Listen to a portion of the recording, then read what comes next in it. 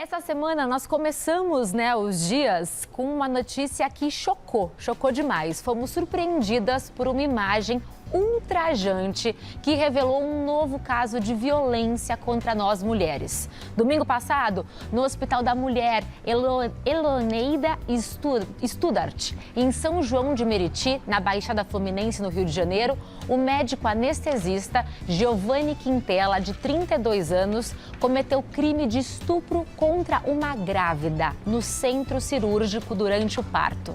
Conforme testemunhas das equipes médicas do hospital, o anestesista, ele costumava sedar totalmente as pacientes. O procedimento não é necessário para cesarianas. Nesta terça, o Giovanni teve a prisão em flagrante convertida em preventiva. Ele foi autuado por estupro de vulnerável e a pena prevista é de 8 a 15 anos. Ele também pode responder por violência obstétrica. Eu vou conversar agora com a advogada Sandra Daniotti e com a médica ginecologista e obstetra, doutora Larissa Cassiano. Elas vão esclarecer para a gente sobre os procedimentos jurídicos desses casos e as consequências na saúde das vítimas, da vítima, né? Sejam bem-vindas. Obrigada. Esse é um assunto assim que dói só de falar, né? Muito. Começamos a semana com essa notícia e pelo que eu li, pelo que eu me informei, não é um caso isolado, né? Esse veio a público, mas esse tipo de violência é recorrente com a mulher. Infelizmente, acho que todo mundo ficou com o estômago meio embrulhado essa semana, sentindo um desconforto absurdo. É desesperador ver, porque é uma mulher num momento em que ela deveria estar vivendo a alegria do nascimento do filho, isso foi retirado dela por essa sedação, e agora quando ela acordar de tudo isso, ela ainda vai ter que lidar com essa situação de ver o vídeo dela circulando pelo país inteiro, né? É impossível, é o assunto que todo mundo comenta, mas a violência obstétrica ela é muito comum na nossa sociedade. São frases, são gestos, são atitudes, e é muito triste a gente ter que lidar com isso em um momento em que a saúde deveria ser a prioridade. E o que nós todos queremos hoje é que ele seja responsabilizado, que ele cumpra a pena. Eu abri falando sobre de 8 a 15 anos de pena. Explica pra gente, doutora Sandra, como que isso pode acontecer, isso pode ser superior a esses anos, o que ele pode ter que cumprir mesmo de pena? Isso, porque poderia inclusive ter resultado em morte, né? Sim, porque sem dúvida. Pelo excesso de sedativo, já premeditando, né, o fato, então poderia ter ocasionado. Bom, o que acontece? Então, no caso, estupro de vulnerável. Então, estupro já tem uma previsão legal e houve essa alteração até recente, porque o estado em que estava essa pessoa vítima, ela estava sedada e impossibilitada de resistir. Aí o que acontece? As provas trazidas, veja só, é o que eu estava falando com a doutora, porque não basta só a palavra da vítima, infelizmente, porque aí teria contraditória, dizer assim, não foi, não fiz, não aconteceu. Não, foi filmado para realmente ter essa prova do fato e ele vai responder. E foi preso em flagrante. Por isso é que ele foi preso em flagrante, porque já chamou a polícia, apresentou o celular que foi gravado, que ele ficou retido até para verificação, né? E foi apresentada a prova. Ele está respondendo agora preventivamente, então passou de temporária para preventiva. Então hoje ele foi encaminhado, né, para um CDP, vai ficar preso lá. Ele está separado, inclusive, para a preservação da sua integridade física. E ele pode responder até a pena máxima, né, que como você falou, né, de 8 a 15 anos. Mas se resultado fosse a morte, então ele poderia chegar até 30 anos, né? Então, é muito grave, porque o estupro de vulnerável, inclusive, estava falando com a doutora, é muito comum sim, Pamela, porque e é importante que tenha vindo a mídia, né, que tenha divulgado isso, porque quantas pessoas sabem o que se passa numa sala fechada, só o paciente, o cirurgião, o enfermeiro, nessa situação, se não tivesse filmado e se não tivesse jogado isso na mídia, as pessoas não iam saber e não iam ter como provar. Para a gente entender, doutora Larissa, sobre os nossos direitos, caso a gestante ela tenha indicação de uma cesariana, qual que é o procedimento durante o parto? O que pode e o que não pode? Então, é super importante explicar, entender que existe a lei do acompanhante. A lei do acompanhante permite o acompanhante durante todo o processo ali do parto. O processo que a gente considera é durante aquele momento, enquanto ela está ali sentindo as dores, durante aquele acompanhamento inicial, por algum motivo, ou porque ela evoluiu para um parto vaginal ou para uma cesariana, ela tem direito a que esse acompanhante continue com ela durante todo o período. E no pós-parto, ela também tem direito ao acompanhante. Então, a partir do momento em que a gestante interna, durante todo o processo ali de acompanhamento do parto e no pós-parto, ela tem direito a um acompanhante, e esse acompanhante, ela que vai determinar se é companheiro, companheira, mãe, amiga, ela que define. Então, nesse caso, essa paciente deveria estar acompanhada por um acompanhante da escolha dela. Independente se é um caso de alto risco, se não é, se é urgência, ela tem direito a esse acompanhante. Outra coisa importante, que é super importante que as pessoas pensem, porque muita gente agora está com medo. A sedação durante a cesariana não é algo habitual, não é comum que uma gestante seja sedada. Isso é totalmente fora do protocolo, apenas casos muito específicos que a gestante é sedada. E por que ela não é sedada? Primeiro, para que ela consiga acompanhar o filho que está nascendo. E segundo, porque se a gente se colocar como gestante, imagina você deitada, que aí todo o útero vem para cima, você ali naquela exposição, o reflexo de vômito aumenta muito. Então, a gente tem outras questões para observar e, geralmente, se a gente quer que a paciente não esteja consciente, a opção é anestesia geral, em que ela vai estar entubada, em que ela tem outro cuidado. Então, não é habitual a sedação durante a cesárea. Isso não é um procedimento feito recorrente, de maneira recorrente. E a gente talvez tivesse vários sinais ali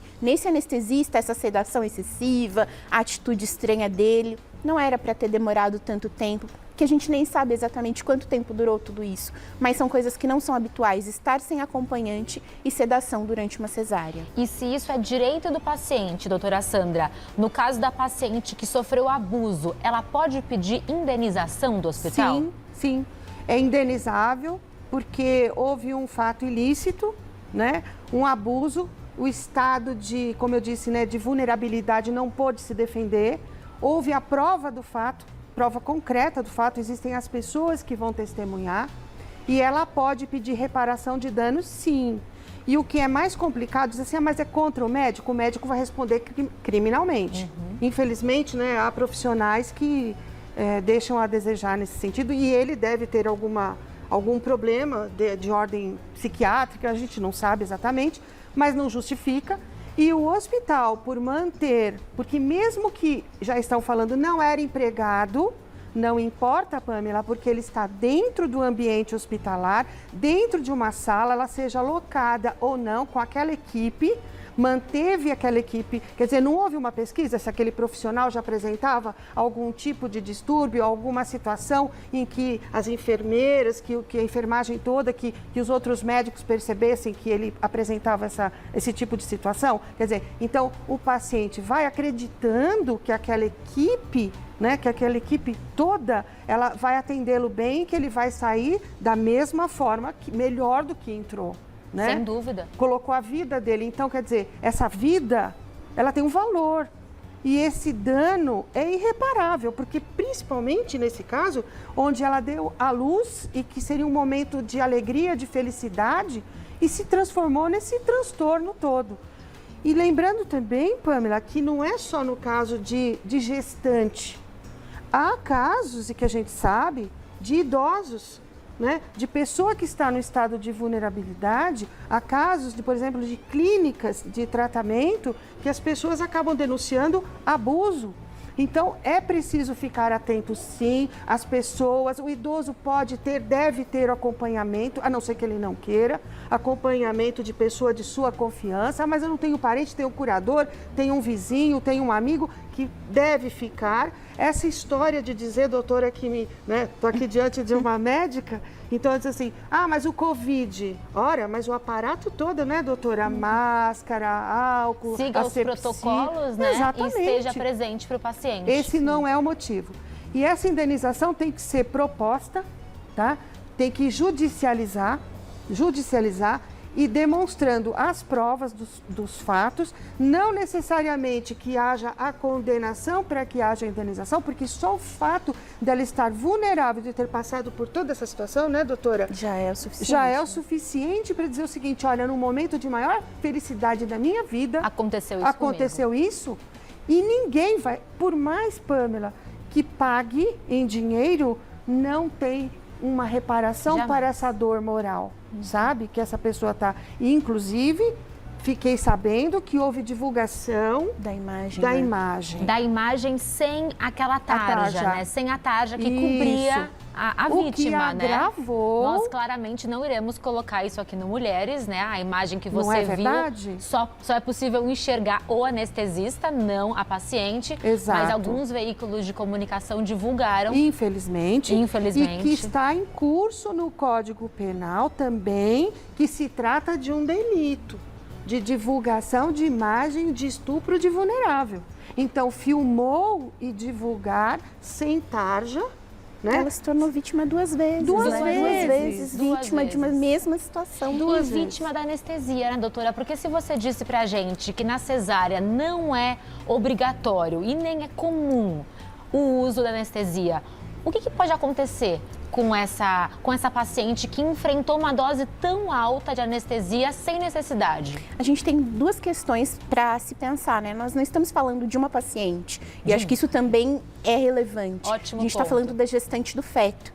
E parte dos anestésicos passam para o feto. O feto que ainda tem um sistema neurológico imaturo, pulmonar imaturo. Então, a gente tem um risco desse bebê nascer com um quadro pulmonar, com uma respiração com mais dificuldade. Às vezes, a gente vai mandar esse bebê para um berçário sem necessidade por um desconforto respiratório ali ao nascimento. Então, a gente tem esse risco para o bebê. A gente tem o risco para essa gestante que no pós-parto vai ficar sonolenta. Imagina ela sonolenta tendo que amamentar. Esse bebê pode cair do colo dela. Ela pode não conseguir amamentar nesse primeiro momento que a gente chama de hora de ouro, da hora dourada, que é o momento em que os dois vão estar ali juntos, se conhecendo, se vendo, a gente tira o vínculo. Então, a gente também está reduzindo o vínculo e o risco também de aspiração. Porque imagina você na posição que eu falei, deitada, você muitas vezes vai para cesárea de urgência sem um jejum adequado. Aí você fica com aquela coisa, vou vomitar, aquele reflexo de vômito, mas você está ali presa, não consegue se movimentar e está meio sonolenta. Então, o risco de broncoaspirar, de fazer uma pneumonia aspirativa que a gente chama, também existe. Então, são vários riscos e são várias exposições que essa pessoa passou e que, na minha visão, o hospital tinha que ter feito a primeira visualização. Então, a primeira vez que um paciente dele saiu mais sedada, nossa, mas por que ela estava sedada? Era urgência? Né? Questionar. Mas por que você costuma fazer uma dose de anestésico maior? Ah, tá. Perfeito. Aconteceu de novo? Será que é sempre urgente a cesárea dele? Então, toda a cesárea dele é urgente? E as pessoas que estavam ao redor? Então, assim, esse movimento dele é muito estranho. Se a gente olha no vídeo, talvez não dê para ver bem em alguns momentos, mas você vê que é um movimento estranho. A gente vê a movimentação do corpo dele. Que é muito esse suspeita. Excesso de proteção também que ele coloca, né? Esse pano é muito alto, mais alto do que de costume, imagino eu. Então, é uma prática que não é usual. E a preocupação dele olhando.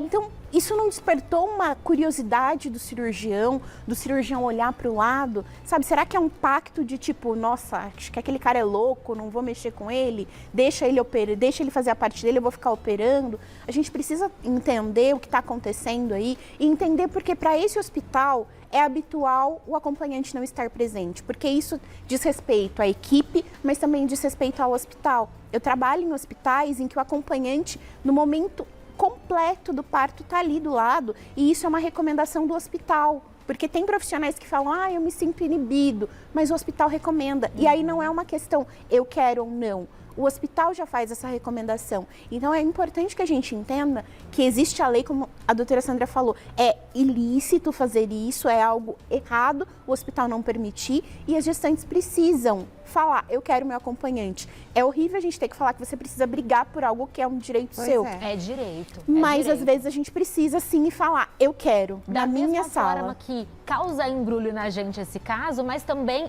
é direito deste anestesista de ter um advogado, certo, doutora? Sim. Eu estou me nesse deliciando momento... aqui com a doutora porque ela está trazendo uma tese jurídica que tudo isso que ela está falando é um embasamento de uma ação indenizatória, sabe? Então, assim, o hospital falou, são elementos que a gente chama elementos da culpa que ela trouxe aqui pra gente. Então, a negligência, a imperícia, a imprudência. Então, você é negligente quando você deixou de praticar, né? Porque a omissão é um elemento da culpa. Deixou de praticar, deixou de vigilância.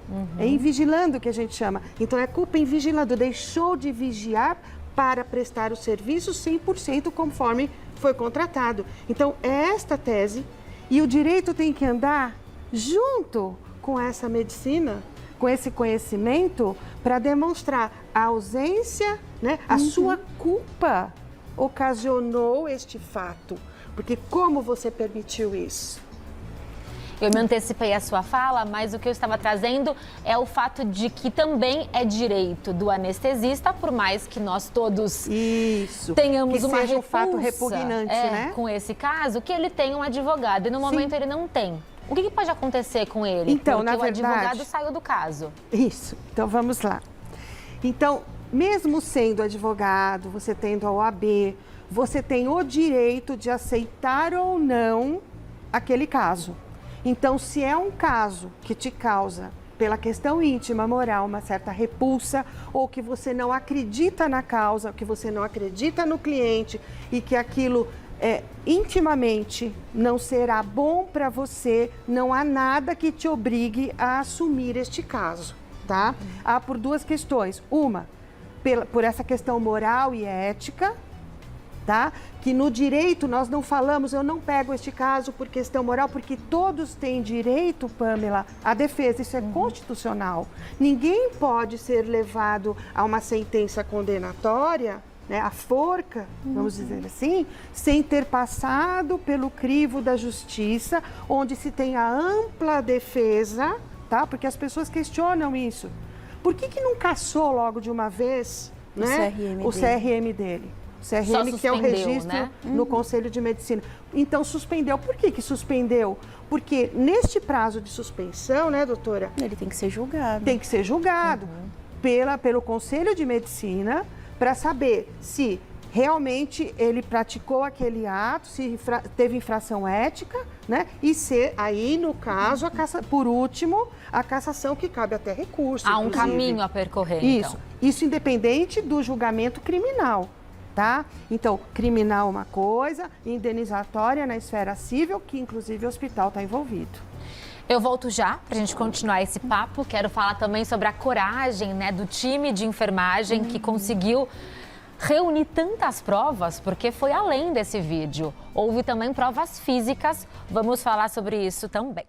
E falando um pouquinho sobre o que esse grupo de enfermagem fez, porque eles foram os heróis dessa história. Quais são as regras, doutora, dentro de uma sala cirúrgica? Porque eles tiveram que trocar a sala para conseguir colocar o telefone escondido, reuniram as provas. Há regras, então, não tem como entrar com o telefone de uma forma tranquila em um centro cirúrgico. Na verdade, você até pode entrar com um telefone celular. Acredito que, assim, aquela sala talvez tenha sido trocada para que eles tivessem justamente aquela visão que a gente teve. Sim. Porque, por exemplo, se fosse uma sala, dependendo do formato da sala, talvez ele conseguisse ficar escondido. Então, acredito que a troca foi feita para que eles tivessem aquele ângulo exato. Então, eles colocaram, não sei se todo mundo conhece, que não é habitual das pessoas, aquilo onde eles colocaram é um carrinho que a gente chama de suporte para anestesia e para elementos de cirurgia por vídeo.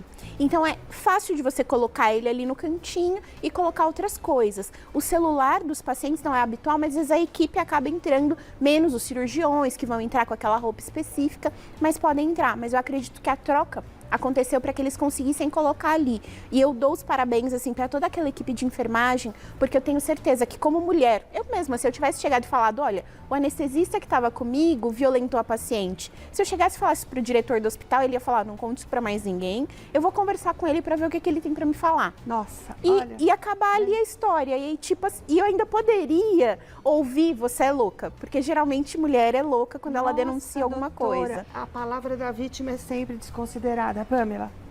Então, o que eles fizeram ali foi talvez a salvação para diversas mulheres, salvação de violência e salvação de vida, porque essa sedação num nível excessivo poderia levar a uma complicação, e talvez uma complicação que ele nem tivesse habilidade para manejar, porque a gente não sabe da habilidade técnica dele, porque eu coloco ela em dúvida, assim como todo mundo deve estar colocando, porque ele fez aquilo. Então, assim, eles sempre premeditavam abuso em todas as pacientes dele. E era recorrente, pelo visto, porque agora outras vítimas estão surgindo também. Doutora Sandra, se ele não tivesse essas imagens que comprovam a violência, seria difícil fazer a denúncia ao conselho do hospital e também à polícia? A denúncia poderia ser feita, mas como a doutora corroborou agora, né? Ela confirmou, a palavra, para a gente provar um abuso que não deixa vestígios, é muito difícil, Pamela. Então, principalmente mulher, nós somos muito vulneráveis. Então, assim, você diz, eu vi, mas e aí? Teve o estupro? Deixou a marca de sangue? Tem sêmen? Não é? Tem marcas no corpo? Não, não tem, não deixou marcas. E aí, Pamela, para fazer a prova? Então fica a palavra da vítima e a do agressor. Agora tem imagem e tem prova física, exatamente. Né? Então, os papéis, os tubinhos, sim, eles foram guerreiros e, como ela falou, salvou a vida desta mulher e de muitas outras. Porque muitas agora colocam, aí como que faz? Ah, mas eu passei por essa cirurgia, era mesmo esse mesmo. Aí me passa pela cabeça, poxa, mas ele pode não ter feito com todas. Sim, mas pode, já era um fato que tanto é que chamou a atenção das outras. Mas as outras também demoraram para acordar da anestesia, percebe? Sim. Então é um já perfil, sugestiona, né? Que era o mesmo modo que ele tratava todas as vítimas. Então, assim, com essas provas, que eles foram muito guerreiros, eles vão ter que, inclusive, prestar depoimento, Pamela, e o depoimento testemunhal, eles vão dizer por que vocês resolveram gravar.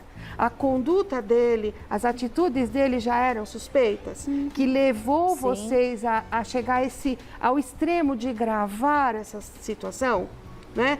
Há, por exemplo, casos de mães que são obrigadas a gravar o estupro do próprio filho, Pamela, para fazer a prova. Porque chega no judiciário, fica a palavra da vítima com a negativa do agressor. Mas tem prova, deixou marcas? Não. Então não se prova, então é pró-réu. Então, na dúvida, não se condena. É esse o nosso sistema. Na dúvida, não se condena. Não se condena. Então, na dúvida, a palavra do agressor ou do suposto agressor prevalece. Infelizmente, no nosso sistema jurídico é isso. Na dúvida, pró-réu. Então, você não tem dúvida? Ficou dúvida nas provas? Então, eu não posso condenar. Seria mais ou menos isso. Só que nós temos lei de defesa das mulheres, né, contra a violência, Maria da Penha, etc., que dizem isso, que a palavra da vítima, inclusive da criança, basta. Mas, na realidade, veja que situação que nós estamos chegando, tendo que gravar um ato de violência até o final, Pamela, para provar que houve essa agressão, porque senão a vítima vai levar essa denúncia, como você fez a pergunta, pode denunciar? Pode, mas a prova incumbe aquele que alega, não é isso? Ah, mas a palavra da vítima da mulher, da vítima de violência, ela tem peso? Até que ponto, né, doutora? Então a lei mudou, mas na prática não mudou. Infelizmente, Pamela. Doutora Larissa, você já presenciou ou ouviu relatos de agressões a pacientes? Sim, infelizmente sim.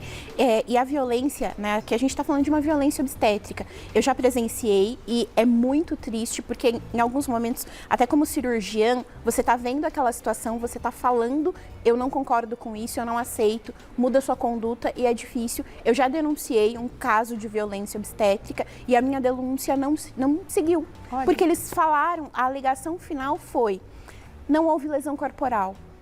E assim passou e eles ainda me questionavam porque eu estava instigando a vítima a tentar fazer algo contra outro profissional.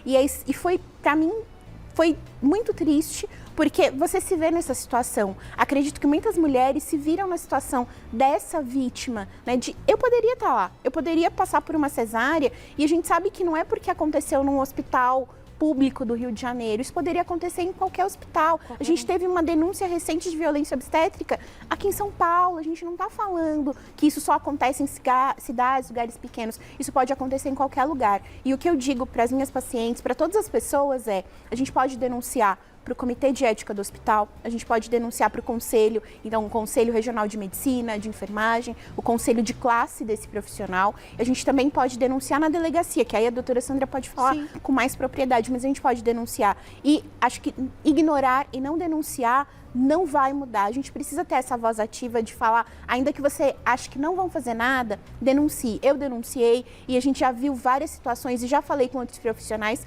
porque às vezes algumas frases são muito sutis. É aquela gordofobia que é muito de leve. Esse é um importante aquela tema. coisa muito Entender sutil. o que a gente pode denunciar, doutora, porque abuso não é só isso que nós vimos na imagem. Há outros tipos de abuso.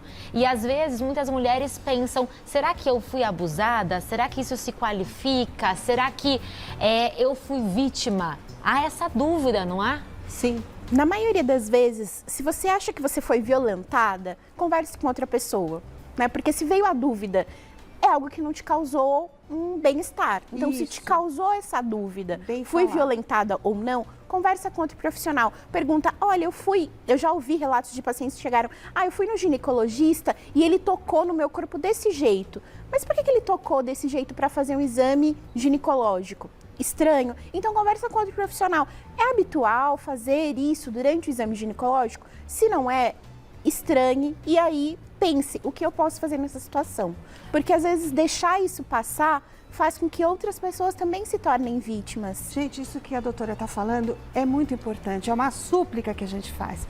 Porque ela mesmo disse, ela ouve, ela denunciou, Pamela, você viu? E não foi considerado. Sim. Uma médica que pegou um caso de abuso. Então você veja a dificuldade que a gente tem de fazer essa prova. Mas nós não podemos nos calar, né? Nós temos direito, então, qualquer situação que te cause desconforto, tá? Você não é obrigada a praticar um ato sexual que você não queira, de uma forma, de outra, não quero assim. O não é não. Isso é um tipo de violência. E fora outras que você pode passar. Como ela diz, o médico vai examinar e diz, mas você é gorda, você pesa na maca, você não sei, né, doutora? Sim, você isso, você... muito Olha, frequente. Você tem a sua pele assim. Isso é um tipo, te causou desconforto, você não pode aceitar. Né? Porque as pessoas têm que te respeitar, principalmente de os qualquer profissionais, situação. independente. E os profissionais, principalmente da saúde, eles já são preparados para isso e não vê você e trata porque é bonito, porque é isso, porque você é um ser humano que tem que ser respeitado. E a violência, por incrível que pareça, acontece também contra mulheres idosas. Porque geralmente essas pessoas que fazem esse tipo de violência, de agressão, ela não olha o tipo físico da mulher, ela violenta independente de qualquer questão, de idade. Né? É a violência em si, né? Mesmo. Então é o vulnerável. Então qualquer mulher está sujeita a esse tipo de situação. Por isso que se a gente começar a olhar, talvez a gente perceba as situações que aconteceram e é aquela coisa como a doutora Sandra falou, às vezes você vai passar com um especialista e aí você tem uma questão e ele foca só em outras coisas. Ele foca em te julgar, em questionar outras coisas. Se isso te causa um desconforto, é justamente isso. Não é o momento dele julgar uma questão que talvez não vai influenciar no motivo que você foi até ali. Por que ele fez uma coisa, ele fez um movimento a mais, ele te tocou de uma forma diferente? Por que você tem que ir na consulta desacompanhada? Olha, você não pode trazer outra pessoa, você não pode ter... Então, por quê? Então, esse questionamento de eu não aceito, eu vou levar. Sigamos atentas, Exatamente. Questionando, caminhando juntas, né? Isso. Nos auxiliando e cobrando, né? Cobrando respostas, cobrando respeito em todos os campos das nossas vidas. E a doutora falou uma coisa que me veio assim na cabeça, porque existe um longo caminho da vítima até despertar, Pamela, que você falou, será que eu estou passando por uma violência? Esse despertar esse desconforto, aí você não tem coragem. Sabe por quê? Porque o primeiro tópico que você tem é o quê? A vergonha. A vergonha, a humilhação, o medo de ser desacreditado, o medo de você ter feito o agressor, né? Você ter incitado o agressor a ter abusado de você, porque a vítima acaba sendo culpabilizada. Então a mulher, ela tem um caminho muito longo até fazer uma denúncia. E só quem sabe, Pamela, eu vejo as vítimas, a doutora também, é triste, é um calvário. Então quando esta vítima, esta criança, esta mulher, esse idoso, essa idosa, ela chegar para alguém para fazer uma denúncia numa médica, advogada, numa delegacia, num hospital, dizer, olha, eu fui abusada. Você imagina o trajeto... O caminho que ela percorreu. E aí, como você vai virar as costas? Ignorar. Ignorar. É acolhimento a palavra. Você falou a palavra-chave. Ela estava falando do médico, que quando você tem um problema de saúde... Poxa, o médico que te abraça, te acolhe, diz, olha, calma. É pra sempre esse carinho. Tem solução, eu tô com você, vamos tratar. É esse profissional que a gente quer, não é verdade? A gente não é máquina, nós somos seres humanos, independente do que você aparenta ser, mas como ser humano, né, Pamela? Sem dúvida alguma. Isso. Doutoras, muito obrigada por compartilharem esses Nós ensinamentos com a gente nessa roda de bate-papo, um assunto tão tenebroso, né? Mas que ele venha para trazer luz, para que ele não se repita e para que a gente consiga, assim, mudar as leis, conseguir mais justiça no nosso cotidiano, mais respeito. É isso que a gente clama. Né, Pamela? Fazer valer a lei. Fazer valer. Muito obrigada. O contato, doutora Sandra, é @Sandra_Daniotti com 2 T's, tá? O telefone é o 3857-5778. Tem também o WhatsApp, que é o 94554-3405. Doutora Larissa Cassiano é ginecologista e obstetra. O arroba dela é @DRA Larissa Cassiano. Larissa com 2 L's, Cassiano também. @DRA Larissa Cassiano.